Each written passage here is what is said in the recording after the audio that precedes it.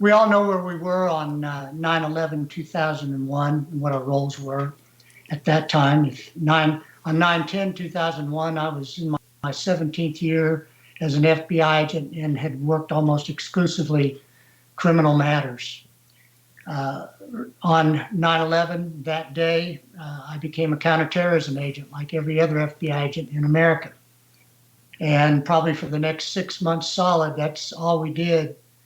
From 7 to 7 and more.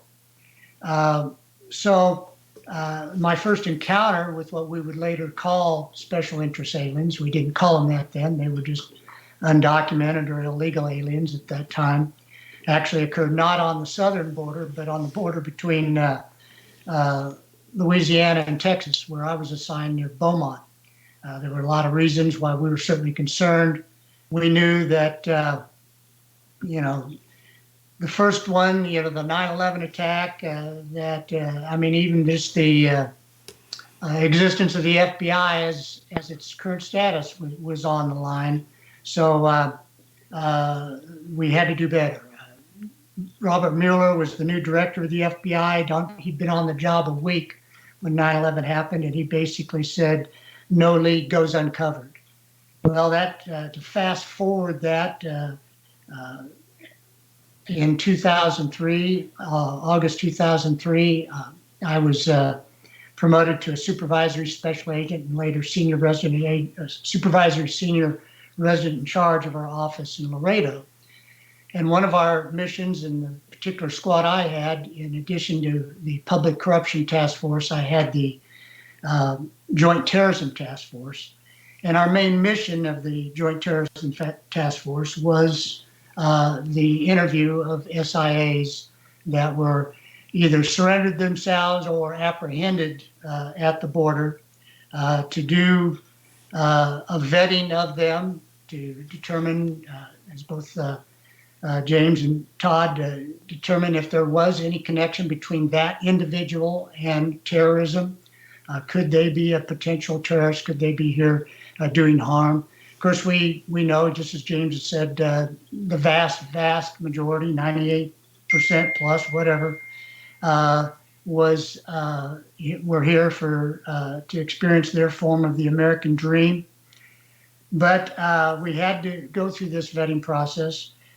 We had a joint terrorism task force that included elements of what is now Department of Homeland Security.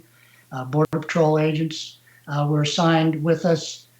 Laredo Police Department, and FBI agents, and we would do these interviews of the SIAs, and we had a structured questioning, a format. We had a format for vetting them, and we followed these procedures. And obviously, we were trying to learn about terrorism, but we would also learn about smuggling routes. We would also, because we were fighting wars, active wars in Afghanistan, in Iraq, and of course the involvement of the Iranians. So any information that would help the general war on terror and would help our troops, we would try to get information as well. But at the same time, we also wanted to project to these people who probably, the most of them, would eventually become U.S. citizens or be on some sort of path to U.S. citizens, or let's just say the least, living in our country, that we wanted to build perhaps future assets, future sources of information that could be helpful, as well as documenting their presence. As we know, as the gentlemen here on this panel know, the terrorists, they have a very long memory, and that they can be secreted for a long time. Their mission could be years into the future. We've also had examples of people who have come here legally and then been radicalized later on.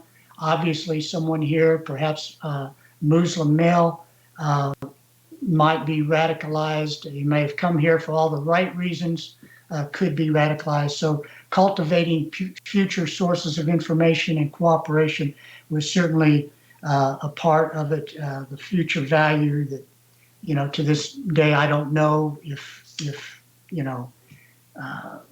we've been successful. I left the border in 2009. I'm sure that the process that the FBI is involved in has changed. The triage has probably changed in our approach down on the border. But we know at the very least the importance of our mission on the border. And as the gentlemen have already alluded to, because of the government that we have in Mexico, because of the fact that they have ceded their border security basically to the cartels, that it's even more important that our mission has to be more effort put in at that border as opposed to our northern border. In reading your book, I enjoyed your book. I thought it was right on in my recollection of the time that I was down on the border.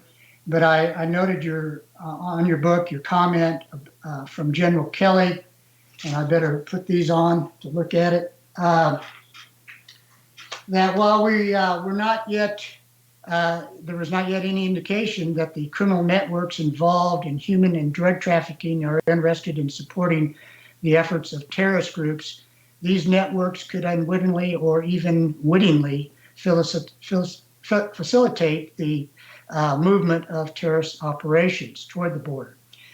We certainly recognize, that was the potential, and I think General Kelly said what we thought back, in 2001, and when I got to the border in 2003, that we had to be looking for, as James referred to, is that needle in the haystack, that the cartels could unwittingly get someone across the border.